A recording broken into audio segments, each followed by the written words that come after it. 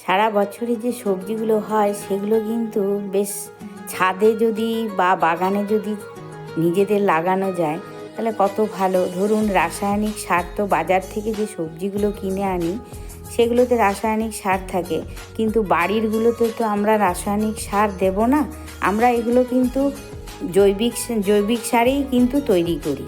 তো যে সার জিনিসগুলো হয় সেগুলো বেশ ভালো লাগে ঘরেরগুলো, কারণ খেতেও ভালো লাগে, দেখতেও ভালো লাগে, মনও ভালো লাগে বাড়ির সবজি। তো আজকে বাগানের দেখুন, ছাদ বাগানে যে সবজিগুলো তুলছি, বেগুন তুলেছি, তার মধ্যে কুমড়ো ফুল তুলেছি। এই কুমড়ো গাছটা দেখুন অনেক কুমড়োও ধরেছে, কুমড়ো ফুল তুলছি, টমেটো তুলেছি, তারপরে এদিকে পুঁই মেচুরি কারা কারা খান?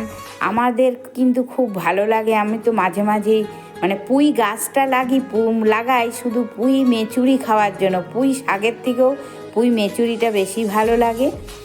পুঁই মেচুরিটা ভাজা করলে খুব ভালো লাগে খেতে, প্রথম ভাতে দারুণ লাগে খেতে। জানি না আপনাদের কেমন লাগে। এই দেখুন আলু শাক তুলেছি, আলু শাক, বেতে শাক, এইসব শাক তুলেছি। তারপরে বেগুন তুলে নিয়ে গেছি, তারপরে এদিকে কুমড়ো ফুল তুলেছি, আবার এদিকে পুঁই মেচুরি তুলেছি, এগুলো সব তুলেছি। এগুলো টমেটো তুলেছি। তো আপনাদের কেমন লাগে জানি না পুঁই মেচুরি। আমাদের কিন্তু খুব ভালো লাগে, আমরা কিন্তু খুব খাই। আমরা তো বললাম পুঁই শাকের থেকেও আমার পুঁই মেচুরিটা বেশি ভালো লাগে।